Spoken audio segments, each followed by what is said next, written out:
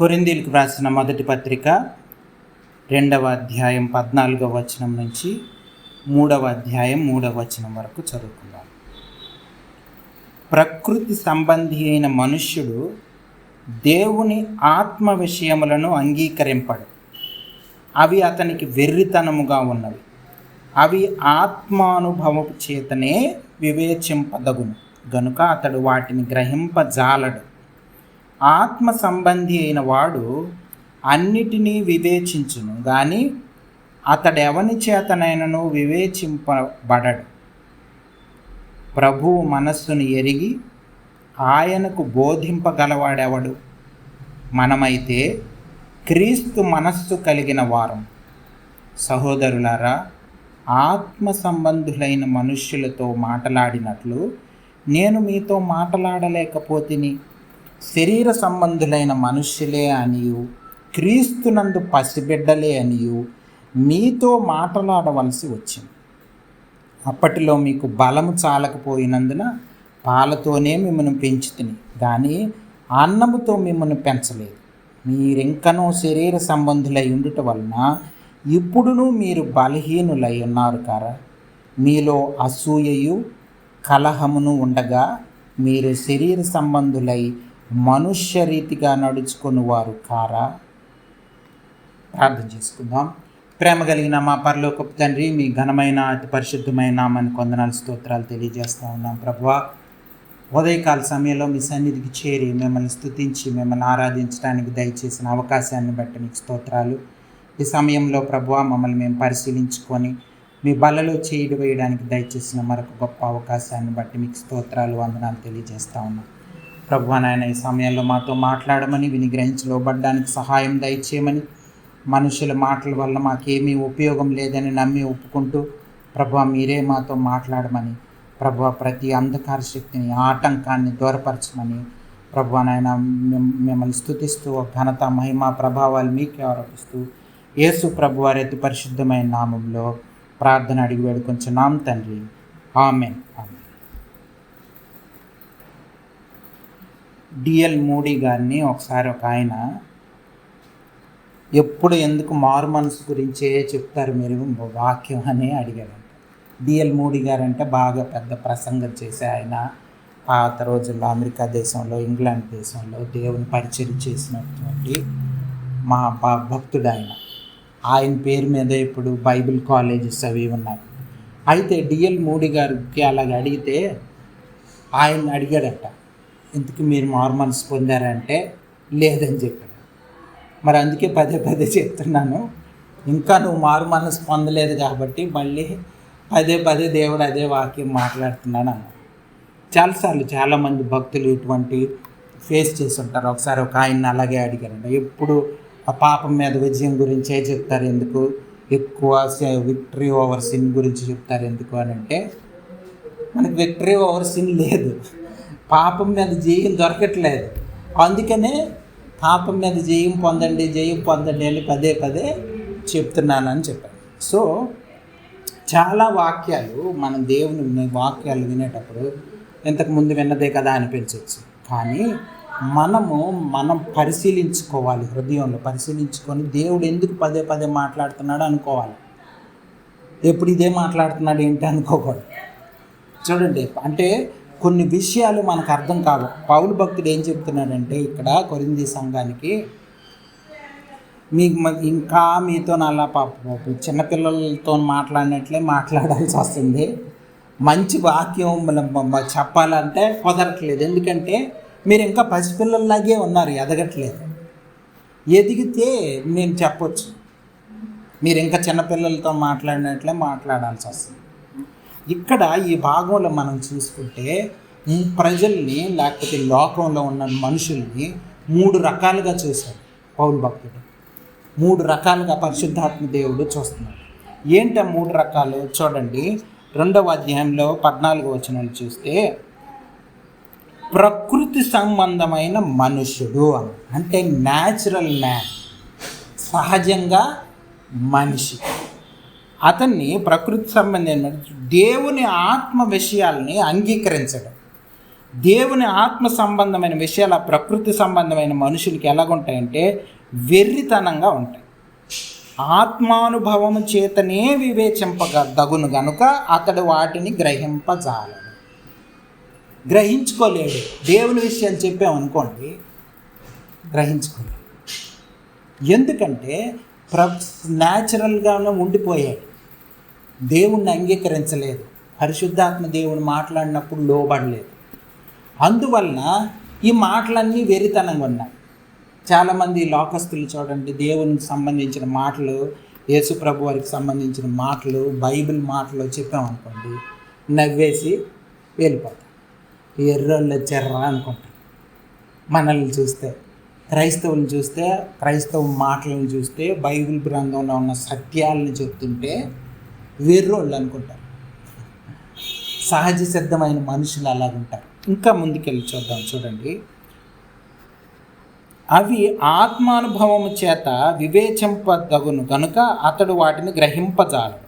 ఆత్మ సంబంధమైన వాడు అన్నిటిని వివేచించును, కానీ అతడు ఎవని చేతనైనను వివేచింపబడడు.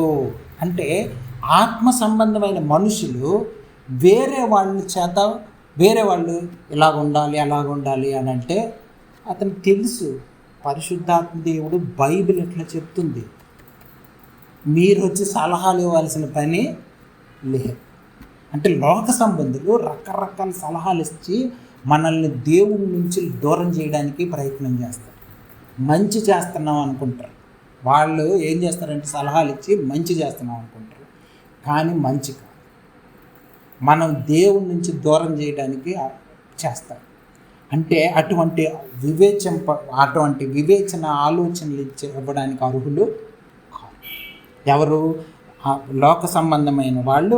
ఆత్మ సంబంధమైన వాళ్ళకి అటువంటి సలహాలు ఇవ్వలేరు. ఇంకోటి చూడండి, 2:16, ప్రభువు మనస్సును ఎరిగి ఆయనకు బోధింపగలవాడెవడు? మనమైతే క్రీస్తు మనస్సు కలిగిన వారు. మనం ఎవరైతే క్రీస్తు మనస్సు కలిగి ఉన్నారో వాళ్ళకి ఎవరైనా సలహాలు ఇవ్వగలరో? యేసు ప్రభు వారికి ఎవరైనా సలహాలు ఇవ్వగలరా? దేవుడికి ఎవరైనా సలహాలు ఇవ్వగలరా? ఈ సృష్టికర్తకి మనల్ని సృజించిన ఆయన్ని సలహాలు ఇస్తారా? ఈ లోకంలో ఇచ్చారు. యేసు ప్రభు వారు ఈ లోకానికి వచ్చినప్పుడు ఇచ్చారు సలహాలు. సొంత అన్నదమ్ములే సలహాలు ఇచ్చారు. ఇప్పుడు వెళ్ళి యెరూషలేముకి 1,000 మంది జనాలు ఉంటారు, అక్కడ చెప్పు దేవుడి వాక్యం. ఎందుకు ఎక్కడ అలా టైం వేస్ట్ చేస్తున్నావు ఇక్కడ ఇంట్లో ఉండి అని అన్నారు. యేసుప్రభు వారు ఏమనుకున్నాడు? బాబు, నా టైం ఇంకా రాలేదు, మీరు చెప్తే నేను వినాల్సిన అవసరం లేదు. నా టైం ఇంకా రాలేదు. నా టైం వచ్చినప్పుడు నేను వెళ్తాను. మీరు వెళ్ళాలి, మీకు టైం లేదు. మీకు దేవుని చిత్తం అవన్నీ అవసరం లేదు. వెళ్ళాలనుకుంటే వెళ్ళిపోతారు, అది రావాలనుకుంటే వచ్చేస్తారు, అంతే, అయిపోయింది.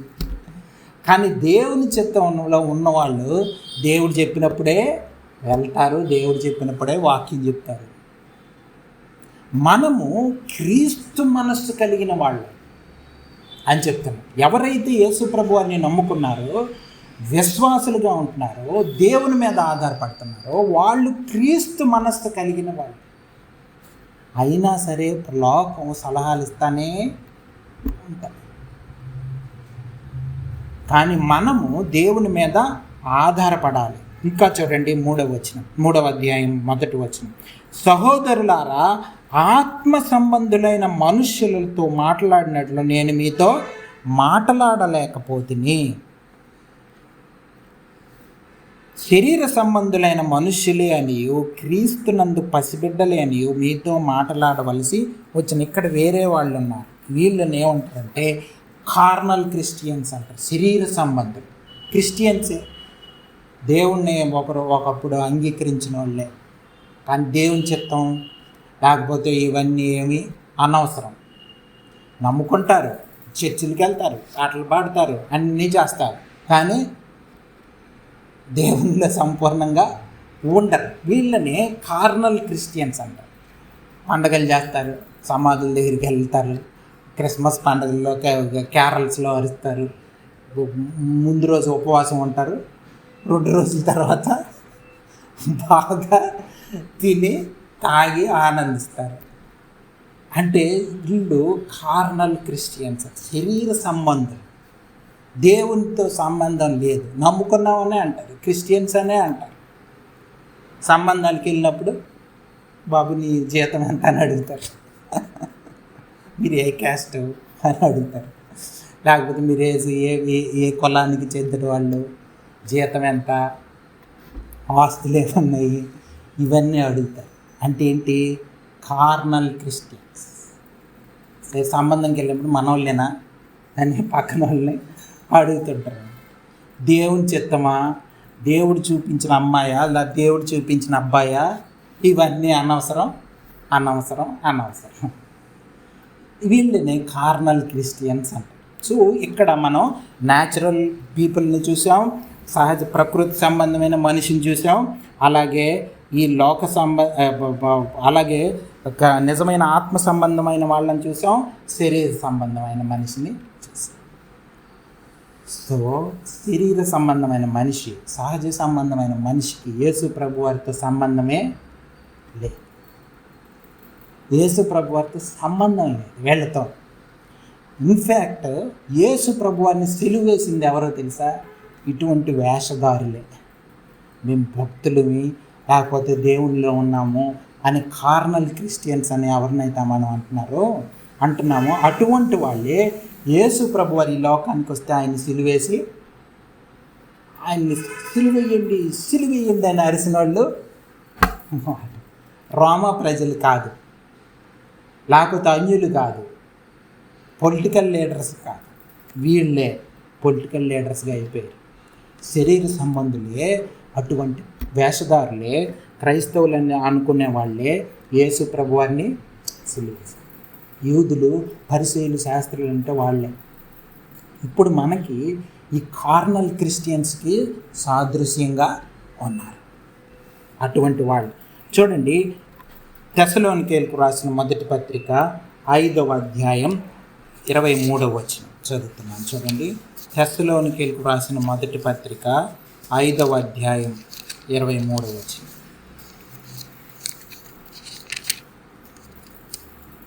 నూట 87వ పేజీ, 1 Thessalonians 5:23. సమాధానకర్తయగు దేవుడే మిమ్మును సంపూర్ణముగా పరిశుద్ధపరచునుగాక, మీ ఆత్మయు జీవమును శరీరమును మన ప్రభువైన యేసుక్రీస్తు రాకడయందు నిందారహితముగాను సంపూర్ణముగాను ఉండునట్లు కాపాడబడునుగాక. ఇక్కడ చూడండి, ఆత్మ, జీవము, శరీరం 3 ఉన్నాయి. మొదటి భాగం తర్వాత 23వ వచనంలో 2వ భాగంలో మీ ఆత్మయు జీవమును శరీరమును అంటే ఏంటి? మనిషిలో మనకు తెలుసు, ఇంతకుముందు కూడా చాలాసార్లు మనం చెప్పుకున్నాం, 3 భాగాలు ఉన్నాయి. ఏంటి? ఆత్మ వరస ఎలాగుందంటే, ముందు శరీరం కాదు, ముందు ఆత్మ, తర్వాత జీవం, తర్వాత శరీరం. లోపల ప్రాముఖ్యమైనది ఏంటి? ఆత్మ, స్పిరిట్. అలాగే తర్వాత ప్రాణం అంటే సోల్, తర్వాత బాడీ. ఈ 3 భాగాలుగా ఉన్నాయి. పాత నిబంధన గ్రంథంలో చూస్తే ఆలయం యొక్క నిర్మాణం కూడా ఇలాగే ఉంది. ఎలాగా? అతి పరిశుద్ధ స్థలం ఉంటుంది, పరిశుద్ధ స్థలం ఉంటుంది, ప్రాంగణం ఉంటుంది. ఔటర్ కోర్టు, ప్రాంగణం అన్నది శరీరానికి సాదృశ్యంగా ఉంది. లోపల జీవం, సోల్ అన్నది పరిశుద్ధమైన ప్లేస్కి సాదృశ్యంగా ఉంది. ఆ తర్వాత అతి పరిశుద్ధమైన స్థలం ఆత్మకి సాదృశ్యంగా కదా. ఇది మనం అర్థం చేసుకుంటే మనం ఏ విధంగా జీవించాలని తెలుస్తుంది. శరీరానుసారమైన జీవితం ఒకటి ఉంది, అది కాదు, అది సహజ సిద్ధమైనది, అది కాదు. అలాగే సోలిష్ లైఫ్ ఉంది. అంటే ఏంటంటే సోల్లో, శరీరంలో ఏముంటాయి? బోన్స్, స్కిన్, ఇవన్నీ ఉంటాయి, మజిల్స్, ఇవన్నీ శరీరం కదా. అలాగే అంటే అవుటర్ కోర్టుకి, ప్రాంగణానికి సాదృశ్యంగా ఉంది. అక్కడికి చాలామంది అన్యులు వస్తారు దేవుణ్ణి చూడడానికి. ఆ శరీరం ద్వారానే వాళ్ళు చూడగలరు దేవుణ్ణి చూడాలంటే. అంటే వాళ్ళు వచ్చి, అన్యులు వచ్చి దేవుణ్ణి ఆరాధించాలంటే బయట శరీరమే వాళ్ళకి కనిపిస్తుంది కదా. అయితే చూడండి, అతి పరిశుద్ధ స్థలంలో మనిషి లోపల సోల్ అని ఉంది, జీవం ఉంది. ఆ జీవంలో ఏమంటే మైండ్ ఉంటుంది. మైండ్, హృదయము లేకపోతే మైండ్, ఇవన్నీ దానికి భాషలు అన్నమాట. మైండ్ ఉంటుంది. ఆ తర్వాత మన చిత్తం ఉంటుంది, మనం ఏ విధంగా ఆలోచించాలి, ఏం చేయాలి, ఇవంటి చిత్తం ఉంటుంది. ఇంకొకటి ఏముంటుందంటే మన భావోద్రేకాలు ఉంటాయి, ఇమోషన్స్ ఉంటాయి. ఏడవడం, నవ్వడం లేకపోతే ఇలాంటి అన్ని ఇమోషన్స్ అందులో ఉంటాయి, సోల్లో ఉంటాయి. అర్థం చేసుకోండి. సో ఈ సోలిష్ లైఫ్ అంటే ఏంటంటే ఊరకనే మనం ప్రభువా అని అరవడం, లేకపోతే ఆమెనే అని అరవడం, పాటలు పాడడం, గొంతులు ఎత్తి పాటలు పాడడం, లేకపోతే ఇంకా చేయడం, ఏడవడం, లేకపోతే నవ్వడం, ఇవన్నీ కూడా ఈ ఇమోషన్స్లోని, మైండ్లోని, విల్లులోనే ఉంటాయి. అయితే దేవుడు ఈ రెండు ప్లేసుల్లో ఉంటాడు. దేవుడు ఎక్కడ ఉంటాడంటే అతి పరిశుద్ధ స్థలంలో ఉంటాడు. మనలో ఎక్కడ ఉంటాడంటే స్పిరిట్లో ఉంటాడు. దేవుణ్ణి టచ్ చేయాలంటే ఆ ఆత్మ ద్వారా మనం దేవుణ్ణి ముట్టుకోవాలంటే పరిశుద్ధాత్మ దేవుణ్ణి ముట్టుకోవాలంటే పరిశుద్ధాత్మ దేవుడు మన హృదయంలోకి వస్తాడు. ఎప్పుడైతే మనం మారు మనసు పొందామో అప్పుడు దేవుడు మనకిచ్చిన గిఫ్ట్ ఏంటంటే పరిశుద్ధాత్మ దేవుడు మన హృదయంలో ఉంటాడు. అప్పుడు పరిశుద్ధాత్మ దేవుడు మన స్పిరిట్ రెండు ఏకమైపోతాయి. ఇక్కడి నుంచి రావాలి జీవం, ఇక్కడి నుంచి నిర్ణయాలు రావాలి. ఈ స్పిరిట్లో నుంచే నిర్ణయాలు రావాలి. ఈ ఇమోషన్స్లో నుంచి కాదు, చిత్తంలో నుంచి కాదు, మన చిత్తంలో నుంచి కాదు, మన ఆలోచనలు కాదు, మన భావోద్రేకాలు కాదు, మన ఆలోచనలు, మన మైండ్ కాదు. ఈ మైండ్, ఎమోషన్స్, ఈ చిత్తం కూడా స్పిరిట్ కంట్రోల్లో ఉండాలి. అంటే పరిశుద్ధాత్మ దేవుని కంట్రోల్లో ఉండాలి, దేవుని వాక్యం కంట్రోల్లో ఉండాలి. అప్పుడు ఈ యొక్క సోలు స్పిరిట్ కంట్రోల్లో ఉన్నప్పుడు సోల్ ఏం చేస్తుందంటే ఇంతకుముందు సోల్ ఇటు శరీరం వైపు ఉండేది, ఇటువైపు తిరిగిపోయింది, ఆత్మ వైపు తిరిగిపోయింది. అందుకనే మారు మనస్సు అంట. మనస్సు ఇంతకుముందు లోకాన్ని చూసేది, శరీరాన్ని చూసేది, శరీరాశని చూసేది. ఇప్పుడు ఆత్మానుసారమైన జీవితం దేవుని వైపు తిరిగిపోయింది, పరిశుద్ధాత్మ దేవుని వైపు తిరిగిపోయింది. ఎందుకంటే ఇది నాశనం, పాపం, లోకం నాశనం అయిపోతుంది. పాపపు ముద్దాన్ని అర్థం చేసుకొని ఈ యొక్క సోల్ ఏం చేస్తుందంటే ఇటువైపు తిరిగి. అంటే నిర్ణయం ఎక్కడి నుంచి వస్తుందంటే దేవుడి నుంచి వస్తుంది, వాక్యం నుంచి వస్తుంది, పరిశుద్ధాత్మ దేవుడి నుంచి నిర్ణయాలు వస్తాయి. అప్పుడు మన శరీరం కూడా దానికి లోబడుతుంది కదా. మన ఆత్మానుసారమైన జీవితం అంటే అదే. మన ఆత్మకి, పరిశుద్ధాత్మ దేవునికి మన ఆత్మ లోబడుతుంది, తద్వారా ప్రాణం జీవం లోబడుతుంది, ప్రాణం లోబడుతుంది, తద్వారా శరీరం కూడా శరీరం పాపం విషయమై శరీరం చచ్చిపోవాలంటే చచ్చిపోతుంది. ఎప్పుడైతే ఈ చనిపోయిన శరీరాన్ని చూస్తారో లోకం, నిజమైన దేవుణ్ణి అర్థం చేసుకుంటారు. ఇది నిజమైన దేవుడు అంటే. అందుకనే ఈ రోజుల్లో క్రైస్తవుల్ని చూస్తే ఇటువంటి ఆత్మానుసారమైన జీవితం లేకపోవడం వల్లనే లోకం క్రైస్తవులా అని ఎందుకు ఇష్టం వచ్చినట్టు మాట్లాడుతుందంటే సరిగ్గా అర్థం చేసుకోవటం లేదంటే ఆత్మానుసారమైన జీవితం లేదు క్రైస్తవుల్లో. ఇలా ముట్టుకున్నాం అనుకోండి, క్రైస్తవుడిని ప్రేమ రావాలి, సంతోషం రావాలి, సమాధానం బయటికి రావాలి, దీర్ఘశాంతం బయటికి రావాలి, దయాళుత్వం బయటికి రావాలి. కానీ మనం ముట్టుకుంటే ఏమొస్తుంది? కోపము, పగ, ద్వేషము, ఇలాంటివన్నీ లోపల నుంచి బయటకు వస్తాయి. అంటే ఏంటి? మనం ఇంకా శరీరానుసారమైన జీవితమే జీవిస్తున్నాం, పరిశుద్ధాత్మ దేవునికి లోబడడం లేదు. యేసు ప్రభు వారు ఈ లోకానికి వచ్చి చనిపోయి తిరిగి లేచింది దేనికంటే ఇటువంటి గొప్ప జీవితం, ఆత్మానుసారమైన జీవితం ఇవ్వటానికి. ఊరకనే హ్యాపీ ఈస్టర్ అని గ్రీటింగ్స్ పంపించుకోవడానికి కాదు. అందరికీ తెల్లారులాగా కానీ హ్యాపీ ఈస్టర్ అని కొత్త బట్టలు వేసేసుకొని 3 రోజుల ముందు వేరే వేషం. అయ్యో దేవా అని ఒక ఆయన ఎవరో వీడియో పంపించాడు యూట్యూబ్లో, ఏదో దేశంలో ఒక ఆయన బస్ స్టాండ్లో ఏం చేశాడంటే యేసు ప్రభు వారి లాగా వేషం వేసుకున్నాడు. ముళ్ళ కిరీటం పెట్టుకున్నాడు, రక్తం కారినట్టు రంగు వేసుకున్నాడు. చూస్తే సేమ్ సిలువులో యేసుప్రభు వారు ఎలా ఉన్నాడు, మనిషి కూడా అలాగే ఉన్నాడు, గడ్డం అంతా. బస్ స్టాండ్లో కూర్చుంటే అందరు రావడం, ఏడవడం, ఆయన్ని చూసి చేతులు పట్టుకొని అయ్యో అని ఏడవడం. ఆయన్ని చూసి ఇప్పుడు ఏస్టుకి ఏం చేస్తారు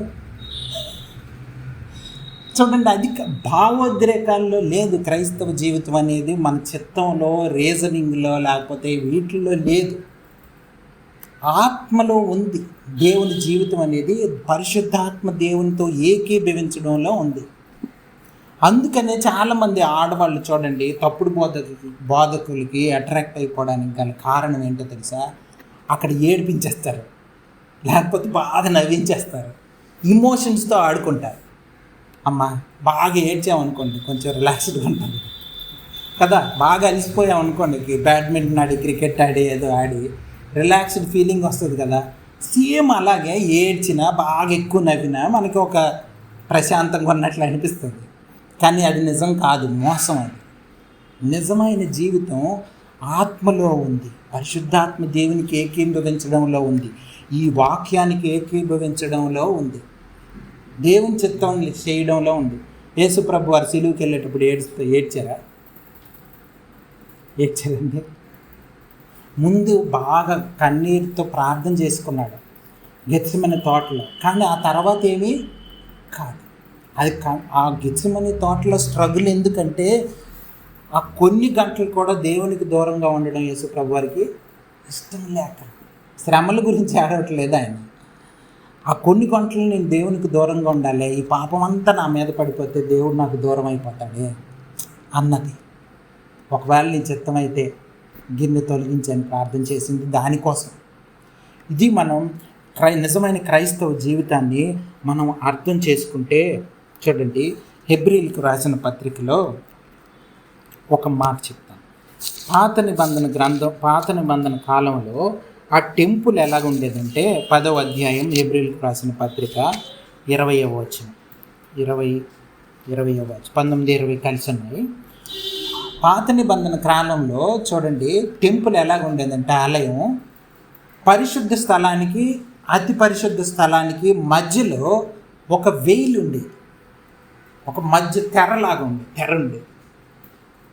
పరిశుద్ధ స్థలానికి అతి పరిశుద్ధ స్థలానికి అంటే మన ప్రాణానికి, జీవానికి, ఆత్మకి మధ్యలో తెర ఉంది. దానికి ఆ సాదృశ్యం అది. అంటే మన అంటే మన ఆలోచనలు, మన చిత్తము, లేకపోతే మన భావోద్రేకాలు, ఇవన్నిటికీ దేవునికి మధ్యలో తెర.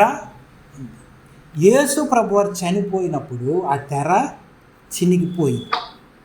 అంటే అర్థం ఏంటంటే మన సొంత చిత్తం, మన సొంత ఆలోచనలు ఇవన్నీ కూడా చనిపోయాయి, తెర చినిగిపోయింది. ఇప్పుడు మనం కూడా ఆ తెరని చింపాలంటే మనం ఏం చేయాలంటే మన సొంత ఆలోచనల్ని, సొంత తలంపుల్ని, భావోద్రేకాలని ఏం చేయాలి? చంపాలి, సిలువకు అప్పగించాలి, దేవునికి అప్పగించాలి. యాక్చువల్గా నిజం ఏంటంటే దేవుడు ఆల్రెడీ దాన్ని చంపేశాడు. విశ్వాసులు అంటే ఎవరంటే దీన్ని నమ్మేవాళ్ళే. చనిపోయింది అని అర్థం చేసుకున్న వాళ్ళే విశ్వాసులు. ఎవరు పడితే వాళ్ళు విశ్వాసులు ఎవరు?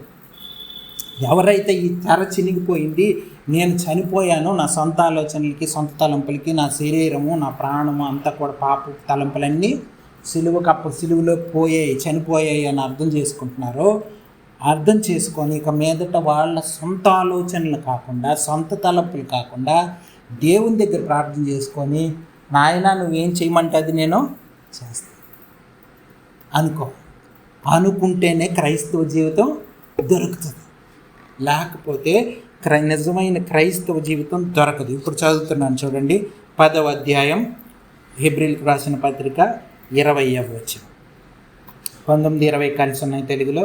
సహోదరులారా, యేసు మన కొరకు ప్రతిష్ఠించిన మార్గమును అనగా నూతనమైనదియు జీవము గలదియు ఆయన శరీరము అను తెర ద్వారా ఏర్పరచబడినదియునైన మార్గమున ఆయన రక్తము వలన పరిశుద్ధ స్థలమునందు ప్రవేశించుటకు మనకు ధైర్యము కలిగి ఉన్నది కనుక దేవుని ఇంటి పైన మనకు గొప్ప యాజకుడున్నాడు కనుకను. చూడండి, ఇదంతా ఏంటంటే ఆ తెర చినిగిపోయింది. ఆ తెర ఏంటి? మన సొంత చిత్తం, సొంత ఆలోచనలు, ఇవన్నీ కూడా. అదే ఇక్కడ చెప్తాను. యేసు ప్రభు వారు చనిపోవడం ద్వారా ఆ రక్తం ఏం చేసిందంటే తెరని చింపేసింది. మీరు చూడండి, నిజంగా ఇది ఫిజికల్గా కూడా జరిగింది. యెరూషలేములో ఆ చర్చ్, ఆ యొక్క టెంపుల్లో తెర, యేసు ప్రభు వారు చనిపోయినప్పుడు తెర చినిగిపోయింది. ఆ టెంపుల్లో నిజంగా జరిగింది. అంటే చూపించాడు దేవుడు. ఇక మీదట మనమే అతి పరిశుద్ధ స్థలంలో నిల్చొని ఆరాధన చేయొచ్చు. మనమే యాజకులం. మనకు ఇంకొక యాజకుడు అవసరం లేదు. యేసు ప్రభు వారే ప్రధాన యాజకుడు.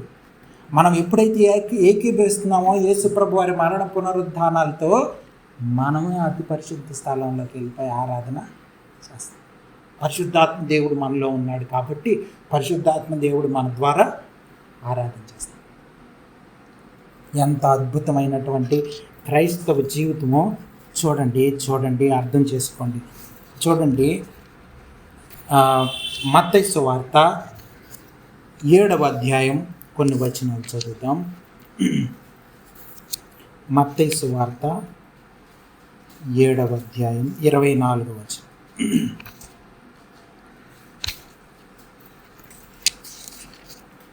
మత్తయి సువార్త 7వ అధ్యాయం 24వ వచనం నుంచి 27 వరకు చదువుతున్నాను. చూడండి. కాబట్టి ఈ నా మాటలు విని వాటి చొప్పున చెయ్యి ప్రతివాడును బండ మీద తన ఇల్లు కట్టుకొనిన బుద్ధిమంతుని పోలి ఉండును.